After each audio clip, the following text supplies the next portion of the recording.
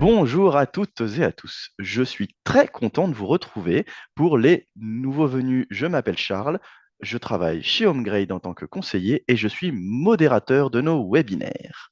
Je vous remercie à tous et à toutes de nous avoir rejoints pour ce premier webinaire d'automne 2025. Si vous ne connaissez pas encore HomeGrade, ce qui est bien triste, et désolé pour la redite pour tous ceux qui nous connaissent déjà, HomeGrade est le centre de conseil et d'accompagnement sur le logement en région bruxelloise. Nous proposons aux particuliers divers accompagnements gratuits dans le but de les conseiller au mieux dans leurs projets de rénovation. Vous pouvez nous joindre soit par téléphone au 1810, soit via le formulaire de contact sur homegrade.brussels. Et vous pouvez aussi passer nous voir directement en chair et en os, sans rendez-vous, dans nos locaux, place Quételet numéro 7, entre les métros Madou et Botanique, sur le site de l'ancien observatoire d'astronomie. Je vous invite aussi à consulter notre site web car nous mettons à votre disposition toute une série de brochures thématiques et de fiches infos autour de la rénovation de l'habitat. Vous y trouverez par exemple une brochure sur la copropriété ou une fiche info sur les travaux à réaliser de façon prioritaire. N'hésitez pas non plus à vous abonner à notre chaîne YouTube, car vous pourrez y retrouver d'ici quelques jours cette présentation, ainsi que les différents webinaires que nous avons déjà réalisés. Alors, je voulais commencer, comme d'habitude, par une petite anecdote personnelle. Quand je vivais encore en appartement, on avait prévu dans notre copropriété du centre-ville des travaux d'isolation de la façade arrière. Tout le monde était d'accord sur le principe. C'était nécessaire, ça allait améliorer le confort et valoriser nos logements. Mais alors, dès qu'on a parlé de financement, ça s'est super vite compliqué. Entre celles qui disaient ouais, moi je vends bientôt, donc je peux pas vraiment payer, celui qui n'avait pas les moyens à ce moment-là, et ceux qui savaient pas trop comment s'y prendre, on a mis un temps fou à se décider. Et je me souviens m'être dit, mais pourquoi c'est si compliqué de financer des travaux en copropriété? C'est justement pour répondre à cette question que nous allons voir ensemble aujourd'hui quelles sont les différentes façons de financer des travaux collectifs et éviter que la question de l'argent ne devienne un frein à la rénovation. Pour nous aider à y voir plus clair, j'ai le plaisir d'accueillir Eleonora Maggiore de la Fédération des agents immobiliers Federia, qui va nous partager son expertise et nous guider pas à pas à travers les solutions de financement possibles pour les copropriétés. Eleonora, la parole est à toi. Voilà, bonjour à tous. Je vais rapidement partager mon écran et la présentation. Voilà, donc comme Charles le disait, le sujet du jour, c'est comment financer des travaux en copropriété. Je vais très rapidement me présenter voilà, pour que vous sachiez à qui vous avez affaire. Donc, comme Charles a dit, donc je m'appelle Eleonora. Je travaille pour Federia, qui est la Fédération des agents immobiliers francophones de Belgique. Alors, agent immobilier, on pense souvent aux courtiers, mais en fait, agent immobilier, c'est aussi les syndics professionnels et les régisseurs. Et plus spécifiquement, je suis en charge d'un projet qui s'appelle Syndic Réno Support, qui est un projet de Federia et qui, depuis début 2024, a vraiment comme but de outiller les professionnels de l'immobilier par rapport à la rénovation énergétique. Donc, très rapidement, pourquoi on parle de copropriété? C'est souvent un sujet qui est un peu laissé de côté, enfin voilà, qui n'est pas toujours le centre de toutes les attentions, mais c'est un sujet qui est quand même très important parce qu'à Bruxelles, on a plus de 55% des Bruxellois qui vivent dans un appartement. Dans les appartements, il y en a un sur deux qui est dans une copropriété qui est inscrite à la BCE, c'est la Banque Carrefour des entreprises, et 89% des immeubles d'appartements datent d'avant 1980. Donc, on peut s'imaginer qu'on est sur un parc immobilier qui est relativement ancien et où généralement la rénovation énergétique n'est pas du tout la seule problématique qu'il y a à traiter. On a aussi toutes des problématiques de conformité, de pathologie du bâtiment, d'amiante. Enfin voilà, il y a vraiment beaucoup de travaux et les financer, ça reste un enjeu essentiel. Pourquoi aussi se concentrer sur les syndics? En fait, parce que le syndic, qu'il soit professionnel ou non professionnel, c'est vraiment l'acteur incontournable de la copropriété. Parce qu'en fait, c'est tout simplement le représentant légal et le responsable de la gestion courante. Donc, c'est vraiment l'acteur qui va pouvoir actionner ou faire bouger les choses dans la copropriété, qui est aussi le seul autorisé à la représenter. Parce qu'en fait, des syndics sont souvent présents à des moments super importants sans nécessairement avoir toujours un accompagnement technique. Et donc, c'est vraiment important de savoir ce qu'il faut faire et les points d'attention. Vous allez avoir toute une série tantôt concernant le financement. Et aussi parce que quand il s'agit d'un syndic professionnel, ben en fait, si on acquiert des bons réflexes et des bonnes approches, on peut les transmettre à travers de tout son portefeuille. Et donc, on a vraiment un effet de levier qui est considérable. Donc voilà. Euh, un petit, un petit appel enfin, une petite information de service. On a fait récemment une analyse par rapport à la gestion des copropriétés en Belgique, donc sur base des données à la Banque Carrefour des entreprises.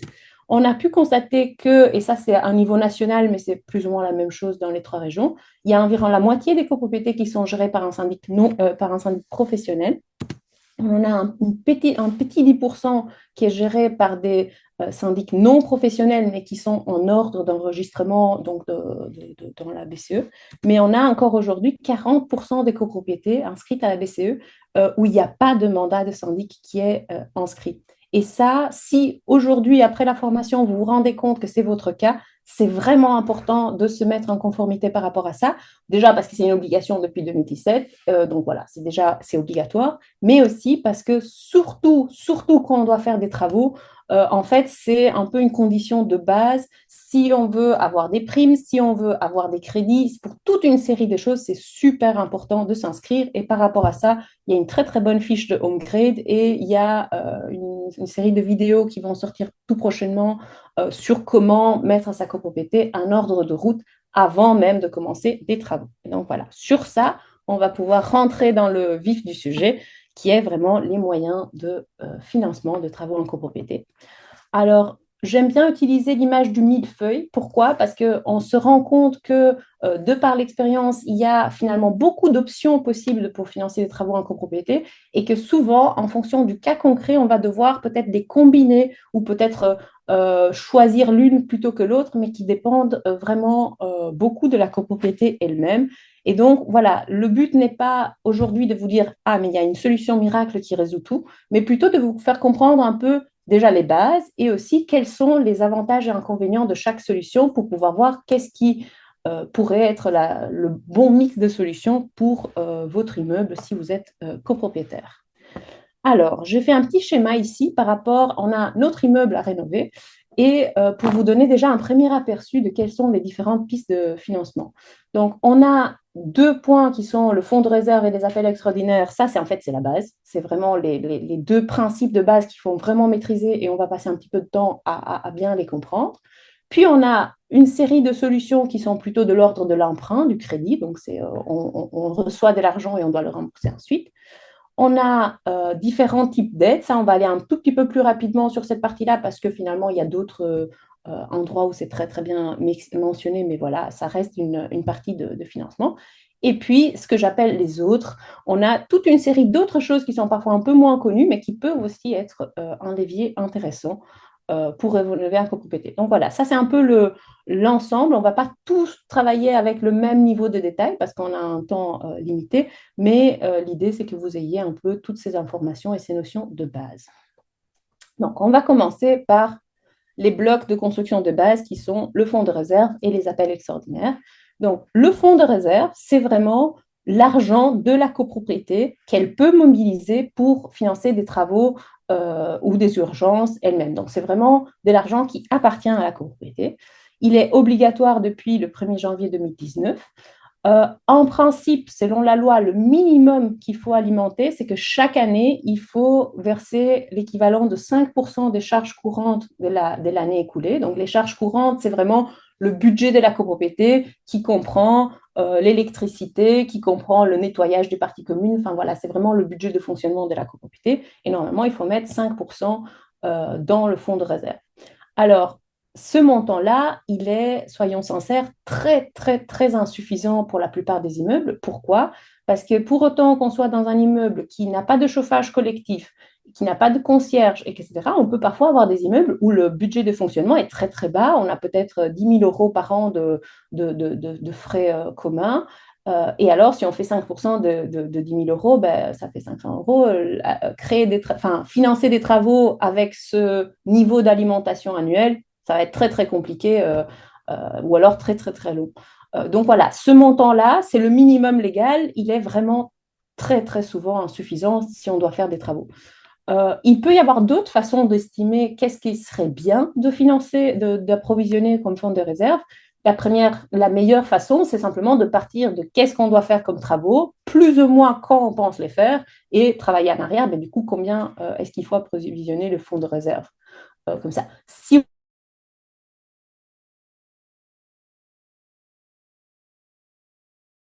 fois, il y a aussi d'autres méthodes de calcul où on part de la valeur assurée de l'immeuble et on fait un tout petit pourcentage de ça. Mais enfin, voilà, il y a d'autres pistes qui sont possibles, mais sachez que voilà, le minimum légal est peut-être bien pour un immeuble neuf qui n'a pas de travaux à prévoir, mais dès qu'on a des travaux à prévoir, il est largement insuffisant.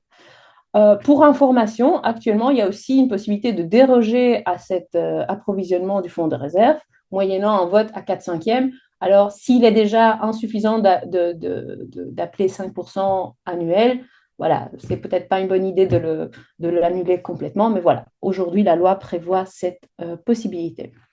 Un autre élément qui va revenir et qui est important, c'est qu'un fonds de réserve, il est acquis à la copropriété. C'est-à-dire qu'une fois que l'argent a été versé à la copropriété, ça reste propriété de la copropriété, même si, par exemple, on vend son appartement. Et donc, à ce moment-là, on ne le reçoit pas, il ne nous est pas remboursé. C'est vraiment, ça appartient à la copropriété. Et là, je me permets de faire une petite nuance parce que c'est deux termes qui se ressemblent et qui, du coup, sont souvent confondus. Le fonds de réserve est très différent du fonds du roulement. Donc, le fonds du roulement, un petit peu le fonds de caisse de votre copropriété, c'est ce qui va permettre de, on reçoit une facture, on n'a pas encore les gens n'ont pas encore payé leur appel de fonds, ben on peut quand même la payer le temps d'eux. Donc, c'est vraiment le fonds du roulement, comme le mot le dit, c'est vraiment pour faire avancer un petit peu la copropriété, etc. C'est de l'argent qui, après, à chaque fois, est récupéré, remboursé, etc. Et donc, ce montant-là, lui, il est bien remboursé en cas de vente. Donc, en cas de vente, la personne qui vend l'appartement, il va recevoir son quote-part dans le fonds de roulement, ça oui, et ça va être le nouveau propriétaire qui va devoir le financer, mais pas le fonds de réserve. Et donc voilà, ça je sais que c'est une question qui revient souvent, donc je voulais peut-être juste le clarifier. Donc voilà, qu'est-ce que sont les avantages du fonds de réserve en termes de solutions de financement? Ben, tout simplement, il est très facile à constituer parce que ben, tout simplement, il n'y a pas de dossier, il n'y a pas de plafond, il n'y a pas de démarche spécifique. C'est voté en assemblée générale et puis appelé par le syndic. Qu'est-ce qui peuvent être les désavantages? C'est qu'évidemment, il dépend de la liquidité financière des copropriétaires, c'est-à-dire qu'on demande aux gens de payer un montant. Voilà, c'est en fonction de combien de temps on a pour faire les travaux, on peut se retrouver avec un montant total assez limité et qui peut être pas en ligne avec ce qu'on a besoin de faire comme travaux. Comme j'ai dit, il reste propriété de la copropriété en cas de vente. Et voilà. En termes de points d'attention, c'est quelque chose sur lequel je voulais attirer l'attention, c'est que souvent, en fait, il faut de toute façon un fonds de réserve. Donc souvent, même si par la suite on s'oriente vers un crédit, par exemple, il y a toujours, les banques demandent d'avoir une certaine quantité de fonds propres, un peu comme quand vous achetez une maison, la banque aujourd'hui ne prête plus la totalité. Et donc, de toute façon, c'est intéressant d'avoir un fonds de réserve, comme j'ai envie de dire base. En plus, le fait, c'est que dans les copropriétés, ça prend du temps de se mettre à faire les travaux. Et donc, parfois, quand on commence à se dire, OK, on va faire des travaux, on peut commencer à alimenter un fonds de réserve progressivement pendant tout le temps qu'on fait les études. Et ça va faciliter ensuite si on décide de passer par un crédit, ben, ça permet déjà d'avoir une certaine habitude dans ce qui sont les montants des charges. Ce qui est aussi intéressant, c'est que le fait d'avoir alimenté un fonds de réserve pendant un certain temps à une certaine hauteur, avec un certain montant, c'est aussi une façon d'obtenir plus facilement un crédit parce que du coup, on peut démontrer que, voilà, que les gens remboursent effectivement ces montants-là et que donc il n'y a pas beaucoup de retard, etc. Donc, j'ai envie de dire, le fonds de réserve, dans tous les cas de figure, ça reste un peu le socle, la base du principe. Après, c'est peut-être pas la seule chose à faire parce que effectivement, comme ça prend très longtemps, l'effet de l'inflation peut faire que ben, on peut continuer à alimenter un fonds de réserve, mais à chaque fois qu'on refait un devis, il est plus cher. Donc voilà, c'est pas la seule solution, mais c'est toujours la base. L'autre solution de base sont les appels extraordinaires. Et ça, c'est vraiment l'argent des copropriétaires qui l'auraient demandé en fait typiquement en une fois ou parfois en deux fois, mais de façon beaucoup moins graduelle que dans un fonds de réserve. C'est quelque chose qui aussi, voilà, il n'y a pas de cadre sur le minimum, le maximum, enfin voilà, c'est assez libre par rapport à ça. Il peut être décidé à l'Assemblée générale comme le fonds de réserve, mais il peut aussi être décidé par le syndic en cas d'urgence. Alors, j'insiste sur le mot urgence. Ici, je vous donne un exemple. Par exemple, imaginons qu'on a donc la facture de l'assurance, c'est typiquement un montant assez important qui arrive en début d'année. Ça arrive que, parce que notre fonds de roulement n'est pas suffisamment important, le syndic puisse se trouver à ne pas avoir les fonds pour pouvoir payer l'assurance incendie et donc pourrait devoir faire un appel extraordinaire pour quand même que le bâtiment soit couvert. Donc voilà, il y a cette notion quand même, c'est possible de le faire sans passer par l'Assemblée générale, mais il ne faut vraiment pas en abuser, c'est vraiment une solution un peu d'urgence. Et lui aussi, il reste à la copropriété en cas de vente. Euh, un point important, évidemment, c'est que par définition, les appels extraordinaires, souvent, c'est des montants relativement importants, et donc il est important de laisser de avoir le temps pour que les gens payent, parce que en principe, on ne peut pas voter, on ne peut pas commander des travaux tant qu'on n'a pas l'argent sur les comptes. Et donc, ce n'est pas parce que vous avez émis un appel de fonds extraordinaires qu'il sera nécessairement payé. Et donc, s'il n'est pas payé, ben voilà, vous risquez de vous mettre un porte-à-faux par rapport à un fournisseur qui aurait été déjà désigné et qui serait prêt à commencer ses travaux. Voilà, et après on va y revenir, mais l'appel extraordinaire, c'est une pièce du puzzle qui parfois peut être le véhicule en fait pour combiner un crédit collectif et un financement individuel, mais ça on y reviendra plus tard. Avantages et inconvénients, c'est un peu la même chose que pour le fonds de réserve, c'est assez facile à mettre en place parce qu'il n'y a pas de dossier spécifique, enfin voilà, c'est voté par l'Assemblée générale. Attention, c'est des montants qui peuvent être du coup plus importants et qui risquent à un moment d'exacerber des situations de défaut de paiement.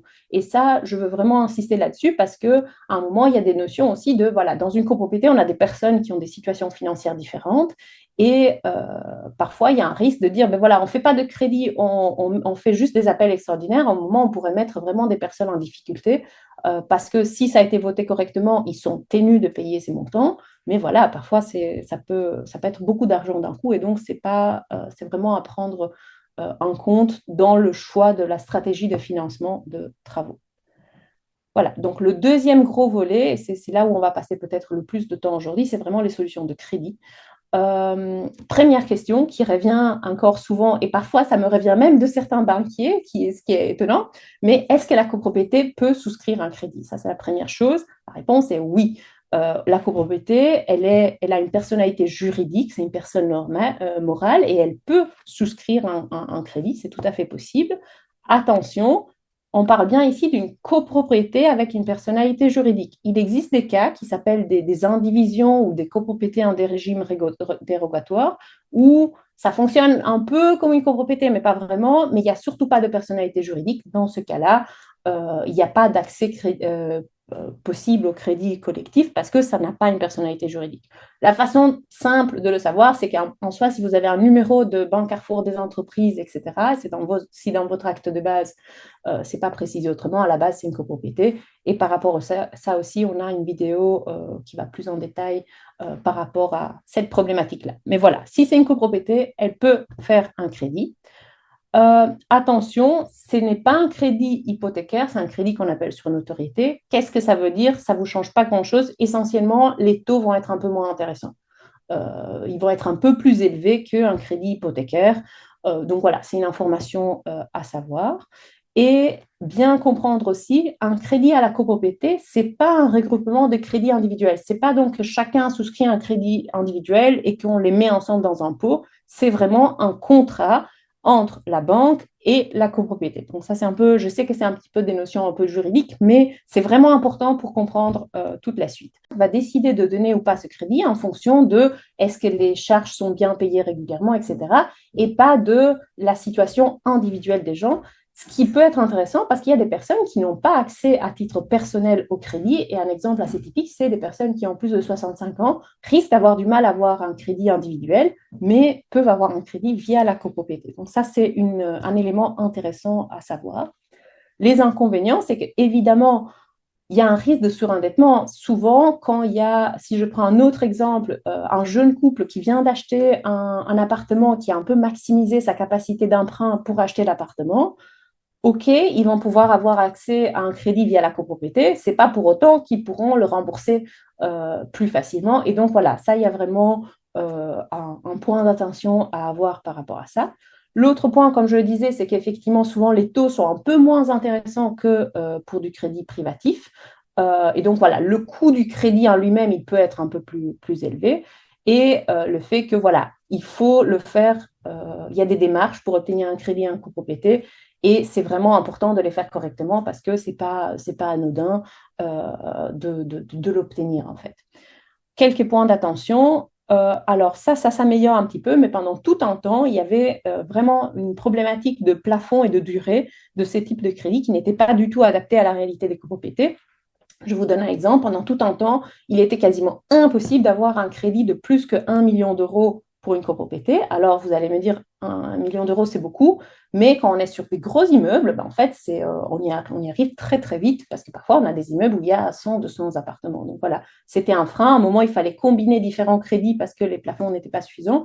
C'est quelque chose qui tend à s'améliorer. Alors, on a encore pour l'instant, il y a 4 banques qui font des crédits en copropriété, donc c'est pas encore, il n'y a pas encore une offre énorme, mais ça s'améliore un petit peu.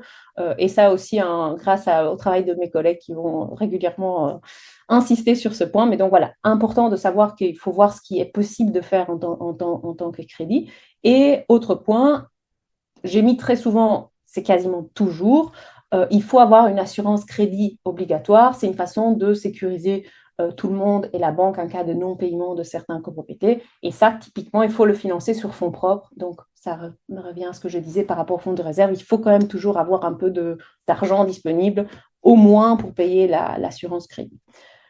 Modalité de vote, alors ça, s'il y a des syndics professionnels dans la salle, on a vraiment toute une formation spécifique sur ce sujet. J'ai essayé juste de mettre vraiment la base, c'est que de un, il faut voter les points de façon spécifique. Ça, les banques peuvent vous aider.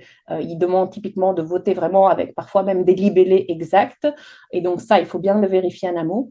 Le taux, il peut évoluer. Donc, il faut savoir que quand vous avez une assemblée générale, il y a une période de 4 mois de contestation. Et donc, il se peut qu'entre le moment où vous avez reçu l'offre et le moment où les 4 mois sont finis, le taux a évolué. Donc, là aussi, en termes de la façon dont on vote ça, il faut faire attention à ne pas rester coincé si jamais ça change.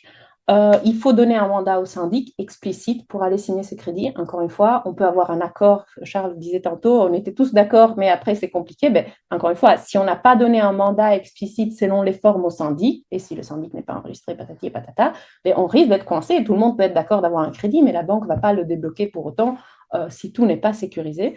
Et finalement, et ça c'est aussi un point assez technique, et je ne vais pas aller beaucoup dans les détails, mais attention, c'est super, une fois qu'on a un crédit, il faut l'encoder comptablement dans la comptabilité de la copropriété. Pourquoi Parce que surtout en cas de mutation, donc en cas où il y a quelqu'un qui vend son appartement, ben en fait, si on ne le fait pas apparaître suffisamment, on risque de passer à côté des informations très importantes et le nouveau propriétaire pourrait estimer qu'il n'est pas correctement informé, etc. Et ça peut vraiment aller très très loin. Donc attention au moins ces 4 points-là en cas de crédit. Il y a toute une série de variantes qui existent par rapport au crédit collectif. Je vais les passer un peu rapidement, mais c'est intéressant de savoir que voilà, il en existe plusieurs. Le premier, c'est le crédit social. Alors, je sais que la formation d'aujourd'hui concerne Bruxelles, mais je fais un petit parallèle Bruxelles-Wallonie. Donc, à Bruxelles, le crédit social s'appelle Ecoréno. En Wallonie, c'est principalement celui qui concerne les copropriétés, c'est celui du Fonds du logement wallon. Et souvent, le principe, c'est qu'il y a des taux qui sont plus avantageux que le marché, en sachant qu'aujourd'hui, le Fonds du logement en Wallonie fonctionne maintenant depuis un certain temps et fonctionne très bien aussi parce qu'il a un taux à 0% qui est quand même très attractif. À Bruxelles, il est en phase test. Il y a une volonté d'aller dans cette direction-là. Avec l'absence de gouvernement, on ne sait pas exactement comment ça va se traduire concrètement. Mais voilà, a priori, il y aura des solutions de ce type-là, même si dans ce qu'on a entendu aujourd'hui, en phase pilote, on est sur des taux qui sont quand même plus proches du marché que le cas wallon. Souvent, attention, ce type de crédit implique aussi un certain contrôle par rapport à la qualité des travaux pas nécessairement en exécution, mais en termes de conception. Et donc, parfois, ça peut rajouter un peu du temps ou des délais, ou enfin voilà, il peut y avoir une sorte de droit de regard sur voilà, est-ce qu'il y a assez d'isolant, etc. Voilà, c'est pas systématique, mais ça peut être nécessaire de prendre en compte en termes de délai surtout. Et finalement, ils ont typiquement des conditions d'accès. Alors, il y a quelques années, c'était des conditions d'accès qui étaient extrêmement strictes. Aujourd'hui, en tout cas, ce qu'on voit en Wallonie, c'est que finalement, pas mal de copropriétés peuvent y avoir droit. C'est vraiment à vérifier au cas par cas et surtout à surveiller en termes d'évolution parce que ben, c'est des choses qui changent. Mais voilà, en tout cas, c'est quelque chose qui peut exister et qui peut être intéressant. Quand vous allez voir ces petites boules, on va vous envoyer par la suite des cas concrets de copropriété. Ici, il y a une copropriété wallonne, une copropriété bruxelloise qui ont fait appel à ce type de crédit. Et voilà, ça peut vous inspirer sur comment ça s'est passé. Deuxième type de crédit qui n'est pas très connu, c'est le prêt relais. Donc, c'est aussi connu comme le préfinancement ou le crédit bullet. Donc, le principe de ce type de crédit, c'est qu'en fait, on part du principe qu'on a un revenu, qu'on a une recette, qu'on a un montant qu'on va recevoir à un moment fixe, que c'est quelque chose qui est assez sûr. Et du coup, la banque nous permet de rembourser uniquement les intérêts et pas le principal. Donc, c'est pratiquement, ça veut dire que la mensualité qu'on va payer est beaucoup plus basse que dans un crédit traditionnel. Mais attention, c'est parce que à la fin, au terme du crédit, on va devoir rembourser tout d'un coup tout le principal. Donc, c'est une solution qui peut être intéressante dans certains cas de figure très spécifiques. Ici aussi, on a quelques exemples de ce type de solution. Typiquement, si on a des primes qu'on est sûr ou quasiment sûr de recevoir, ça peut être une solution. Ça peut dire plutôt que de devoir préfinancer la totalité, je prends un crédit boulette, je paye les intérêts et quand je reçois les primes, je les rembourse d'un coup. Donc, ça peut être une solution intéressante, mais attention parce qu'il y a vraiment une notion de risque là-dedans. Parce que du coup, il faut être sûr d'avoir ce montant-là disponible au moment où on doit le rembourser. Euh, il y a d'autres pistes qui sont aujourd'hui un peu plus expérimentales, comme le principe du Community Land Trust ou le crédit à la pierre. Et là, je pense qu'il y a un très bon webinaire de Mgrid sur le sujet, parce qu'il y a un projet qui est en cours via Renola Baidi. Vous trouvez aussi là le lien, où le principe, c'est un peu le même, sauf que le crédit, enfin le remboursement se passe au moment, par exemple, de la vente ou de la mise en location dans l'eau. Et donc, voilà, il y a des expérimentations par rapport à d'autres pistes similaires. Aujourd'hui, c'est encore relativement anecdotique, mais voilà, c'est quelque chose qui pourrait se développer dans le temps.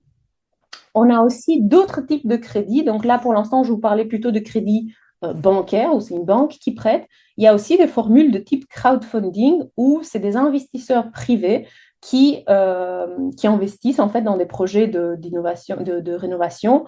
Et du coup, ben voilà, c'est un peu le même principe qu'un crédit classique et c'est beaucoup des mêmes avantages et inconvénients. Simplement que la source de l'argent n'est pas la banque, mais c'est des investisseurs privés. Encore une fois, ça peut être intéressant, ça peut être un complément, ça peut être, voilà, c'est une piste à connaître. Attention à toujours évidemment s'assurer de bien comprendre les modalités pratiques et les coûts totaux de ce type de solution. Et finalement, on a du prêt entre copropriétaires. Alors, j'ai rencontré plusieurs syndics qui disent, voilà, j'ai des immeubles où ça s'est fait un peu comme ça, etc. Donc, c'est quelque chose qui existe.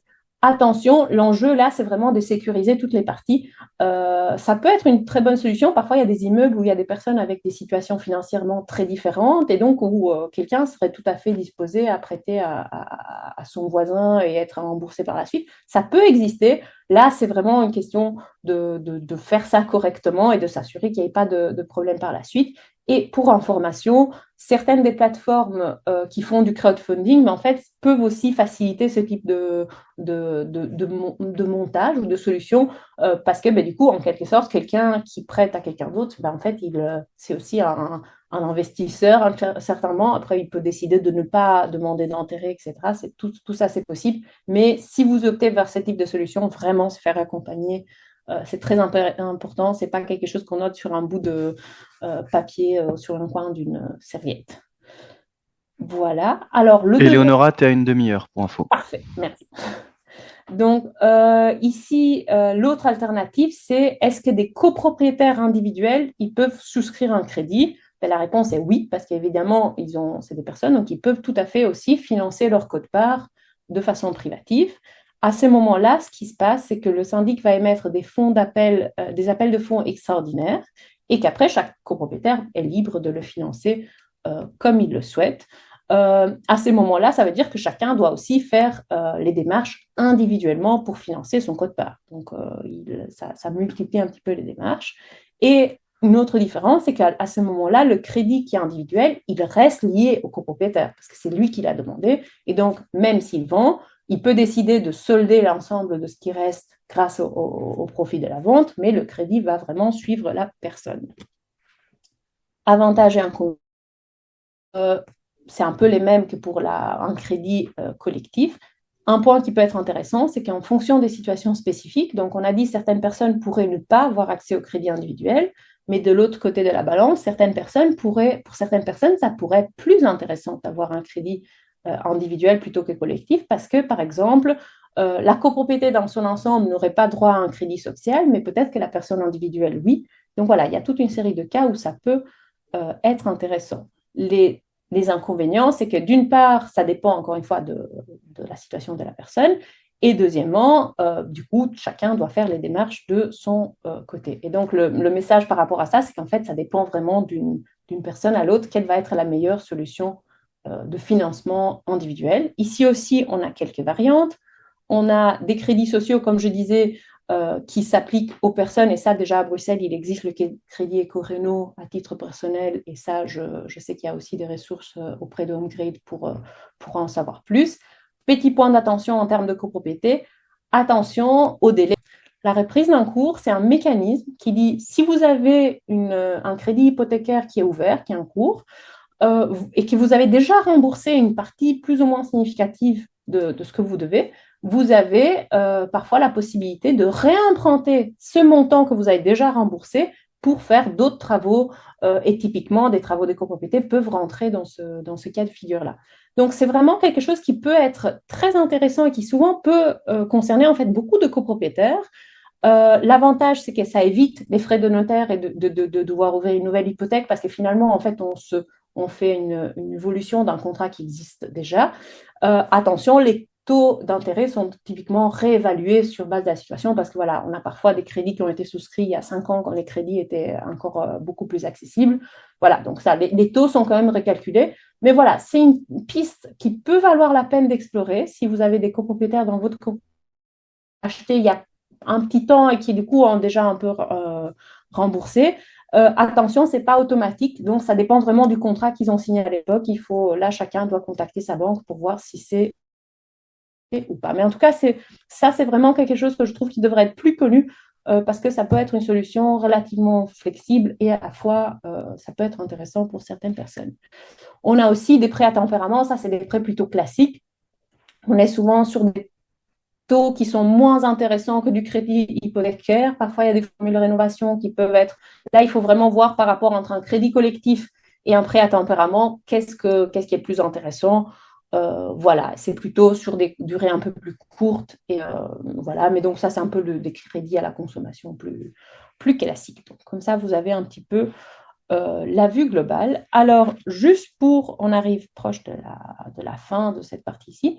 Donc, ici, je vous ai fait quelques schémas de quelles solutions qui existent. Donc, ici, c'est le tout privatif. Tout privatif, c'est on a des copropriétaires, on a un appel de fonds extraordinaire qui est fait, et en fait, finalement, chacun le finance comme il veut.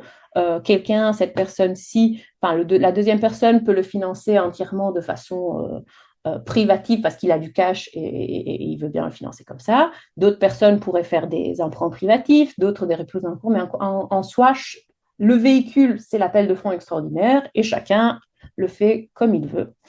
Le deuxième cas de figure, c'est le tout collectif. À ce moment-là, il y a un emprunt collectif qui est fait, il y a une assurance qui couvre tout le monde et le montant est débloqué en une fois. Donc ça, c'est l'autre solution dont on a parlé. Il existe aussi des solutions mixtes. Alors, c'est quelque chose qu'en toute transparence, il y a quelques années, ne se faisait pas du tout. Encore aujourd'hui, ça reste, ça vraiment, je conseille de faire à ce moment-là, de se faire accompagner, d'avoir un chose un peu plus complexe, mais parfois, ça peut être une bonne solution. Donc, on pourrait avoir, encore une fois, comment est-ce que ça se fait concrètement? On pourrait avoir, encore une fois, nos copropriétaires, un appel de fonds extraordinaires qui est émis à tous les copropriétaires avec une décision d'Assemblée générale qui dit vous avez un certain temps pour faire les paiements. Donc, en fait, ceux qui ne veulent pas participer au crédit peuvent payer le montant sur le compte de la copropriété avant telle date. Et à ces moments-là, ces personnes-là, elles peuvent le payer cash ou elles peuvent le faire un emprunt. Encore une fois, ils font ce qu'ils veulent. Et donc, l'important, c'est que l'argent de leur quote-part soit sur le compte de la copropriété. Et là aussi, il faut bien formuler son PV d'AG. On peut dire, à défaut de paiement en telle date, les autres sont présumés participer à un emprunt collectif. Et donc, à ces moments-là, on souscrit un emprunt collectif pour le nombre de personnes qui vont participer. Petite nuance, à ce moment-là, les personnes qui participent à l'emprunt collectif vont payer l'assurance, mais l'assurance va quand même couvrir l'ensemble de la copropriété. Et du coup, ça, encore une fois, ça sécurise quelqu'un qui, lui, aurait déjà tout payé, alors que d'autres personnes feraient appel à un emprunt. Donc voilà, ça, c'est quelque chose qui existe. C'est pas quelque chose d'anodin à mettre en place, mais ça peut vraiment parfois être la bonne solution, parce que parfois, encore une fois, en fonction de la situation des gens, on pourrait avoir des situations très différentes. Petite nuance par rapport à, c'est aussi une question fréquente, qu'est-ce qui se passe si quelqu'un vend son appartement? Ben alors, c'est simple, si c'est un crédit individuel, il suit la personne. Si c'est un crédit collectif, c'est vraiment un accord à faire entre parties. Il y a plusieurs solutions qui sont possibles. On ne va pas vraiment aller dans les détails, mais effectivement, soit l'acheteur, ben en fait, il achète l'appartement avec toutes les obligations liées à l'appartement et donc il va prendre en charge la suite du crédit. Parfois, il y a une négociation, le vendeur pourrait diminuer le prix de vente. Parfois, le vendeur pourrait verser le montant d'un coup à la copropriété. Enfin voilà, il y a vraiment plusieurs solutions possibles. Et attention, il y a parfois des copropriétés qui imposent une solution. Il y a des copropriétés qui peuvent dire, voilà, moi je fais un crédit collectif, mais si quelqu'un vend, je vote que la personne doit rembourser le crédit d'un coup au moment de la vente parce que je sais qui participait au crédit au moment où on l'a souscrit. Je ne suis pas sûre que les prochaines personnes feront la même chose. Donc voilà, ça, en fait, ça, le message, c'est du moment que c'est prévu dès le départ et que c'est discuté et voté en Assemblée générale, il y a les différentes solutions sont possibles. Par contre, ce qui est super important, c'est qu'il faut s'assurer d'informer le notaire de la situation et des décisions qui ont été prises. Parce qu'encore une fois, si c'est pas bien codé sur la comptabilité, il y a plein de cas de figure où on peut vraiment se retrouver dans des problèmes très sérieux parce que le nouvel acheteur n'aurait pas été correctement informé de ce qu'il devait payer ou ce qu'il devait encore payer. Si je prends l'exemple où tout le monde ne participe pas au crédit, vous pouvez imaginer que c'est d'autant plus important que ça soit clair qui participe pas, etc. Donc vraiment, ça, c'est des choses très, très, très importante. Et malheureusement, ça nous arrive régulièrement d'avoir des échos de une copropriété qui avait fait ça, qui avait fait un crédit, tout le monde ne participait pas, mais c'était noté nulle part. Et donc, ça peut vraiment aller très loin et de façon vraiment chouette par personne. Ça peut aller en justice, etc. Voilà, dans les autres pistes de financement, comme je le disais, on va vraiment passer très très rapidement. C'est juste pour que vous les ayez en tête. Il y a tout ce qui est primes et abattements, avec le problème que c'est des choses qui sont incertaines. Donc, on les reçoit typiquement par la suite, les primes. Et donc, comme vous le savez probablement, ça évolue et ça peut être problématique. On a aussi d'autres types de primes qui sont parfois moins connus. Il y a les communes qui peuvent aussi donner certaines primes. Et quelque chose sur lequel je voulais insister, c'est peut-être tout ce qui était fiscalité.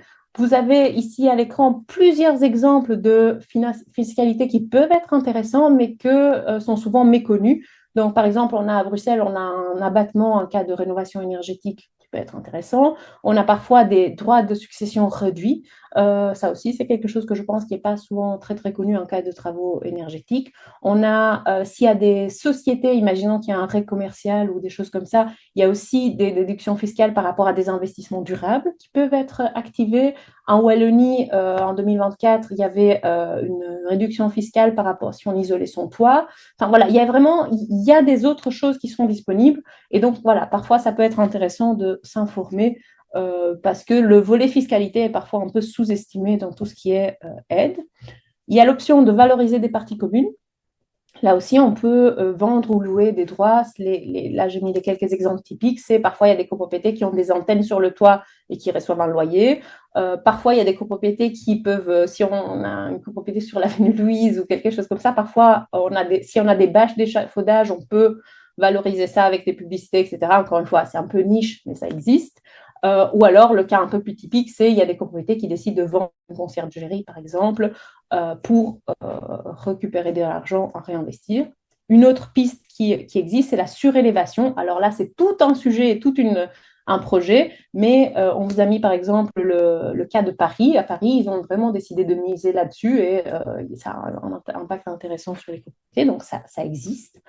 Et puis on a tout ce qui est investisseur. Alors le principe, c'est que généralement, donc un tiers investisseur, il va mettre l'argent sur la table, il va investir et il va se rémunérer sur autre chose qui peuvent être des économies d'énergie, qui peuvent être des loyers, des certificats verts, etc. Petit point d'attention, si ça existe, c'est que c'est des travaux qui ont un bon retour sur investissement. Donc parfois, ça vaut vraiment la peine de...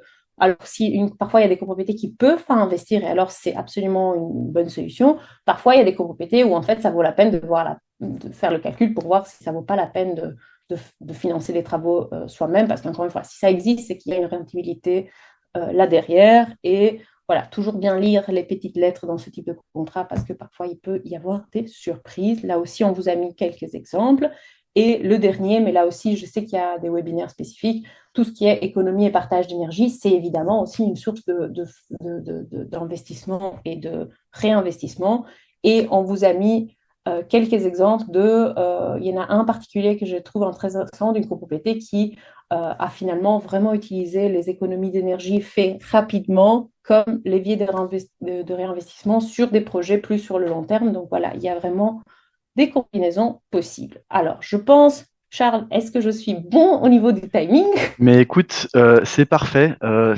J'ai pas voulu te couper puisque j'ai vu que tu arrivais à ta conclusion. Formidable.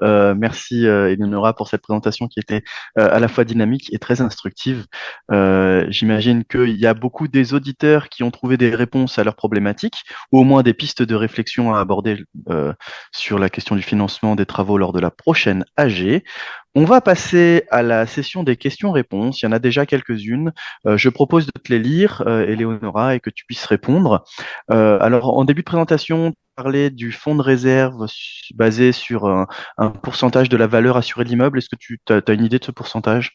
Ah, Alors, il y a plusieurs types de calculs. À un moment, il y avait une étude qui avait été faite sur le 0,25%, quelque chose comme ça. Après, voilà, ça donne un ordre de grandeur, hein, voilà, c'est un ordre de grandeur. Après, chacun peut ajuster ça par rapport à ce qui leur semble pertinent. Parfait. Pour obtenir un crédit en assemblée générale, il faut quelle majorité? Alors, on est sur une majorité. Donc, les travaux vont devoir être votés aux 2 tiers. Donc, il y a quand même la décision des travaux. Après, le crédit, c'est un choix de quel prestataire et donc ça peut être fait à la majorité simple. Mais on a quand même toujours le fait que les travaux vont devoir être votés à la majorité aux 2 tiers. Ok, parfait, merci. Question sur le fonds de réserve obligatoire. Mhm. En fait, il y a des gens qui se disent les banques, ça coûte assez cher. Est-ce que tu as des tips de banques qui ont des coûts de compte qui sont pas trop élevés?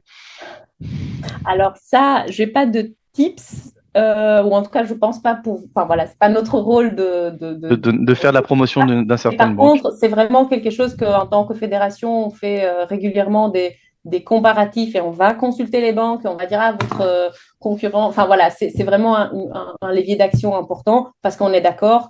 Je peux dire qu'il y a certaines banques qui semblent être en train d'essayer de mettre les copropriétés dehors avec des prix absolument Exorbitant, ouais. raisonnables. Et voilà, mais je pense pas. Les banques qui font des crédits, tu as dit qu'il y en avait que 4. S'il y en a que 4, on peut peut-être les citer.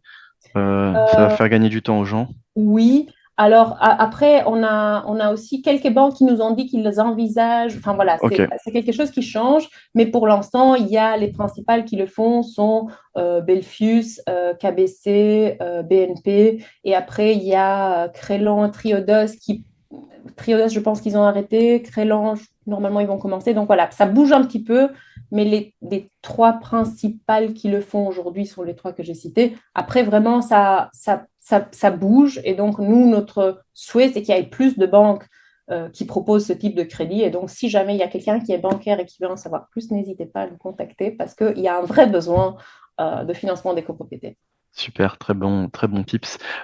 Tu parlais des 4 mois de contestation, on est d'accord, c'était pour contester la décision de l'Assemblée Tout générale. à fait. Oui, mais les banques vont jamais débloquer l'argent tant que la décision n'est pas Incontestable.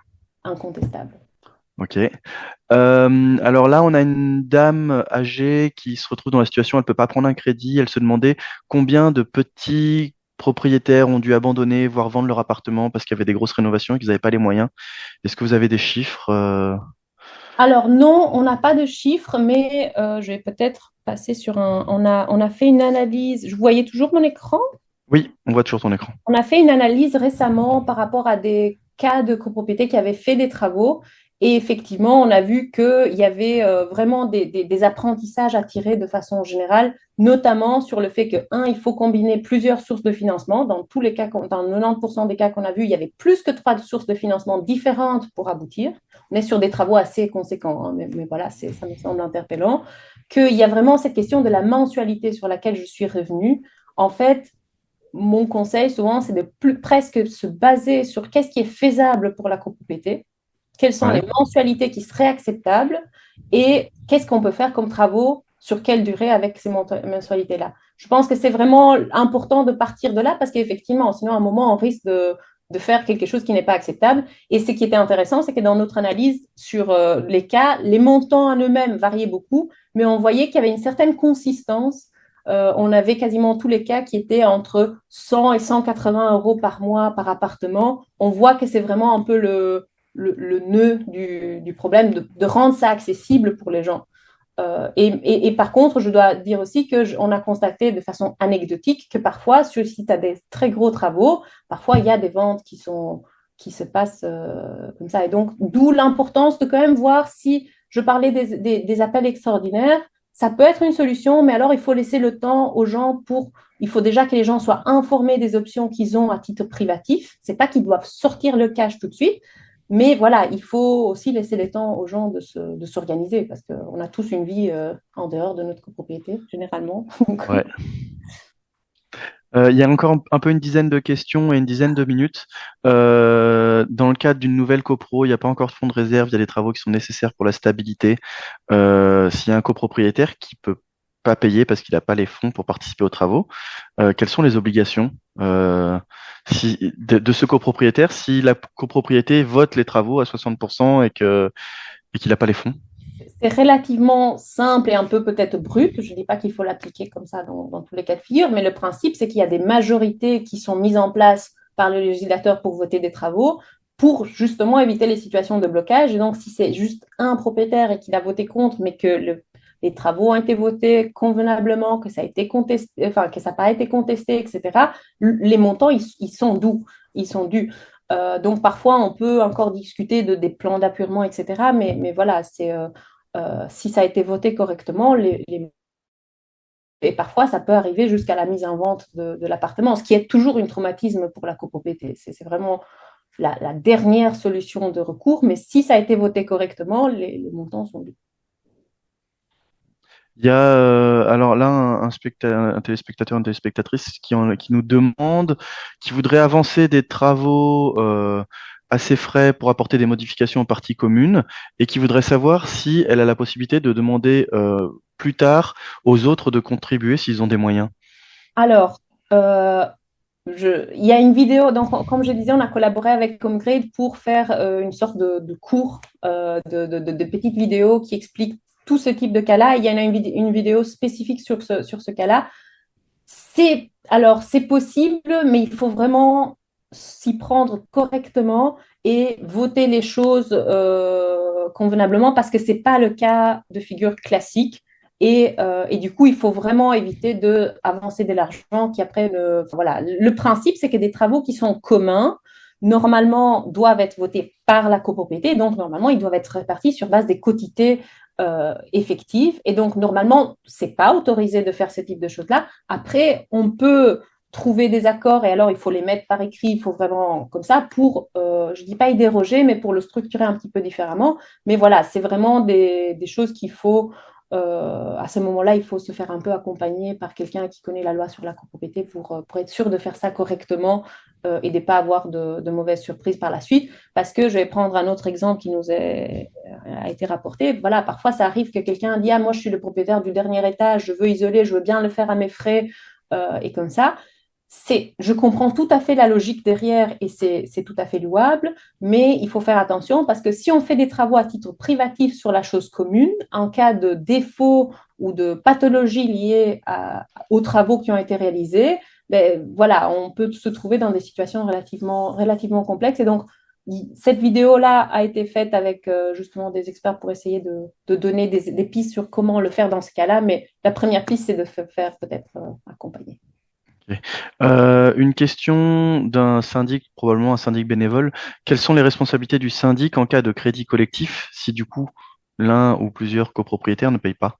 Alors, je vais répondre en deux temps. Il y a les crédits, les responsabilités du syndic sont toujours des responsabilités de moyens et pas de résultats. Donc, par exemple, dans ce cas-là, le syndic va être responsable d'avoir fait des rappels et d'avoir suivi la procédure.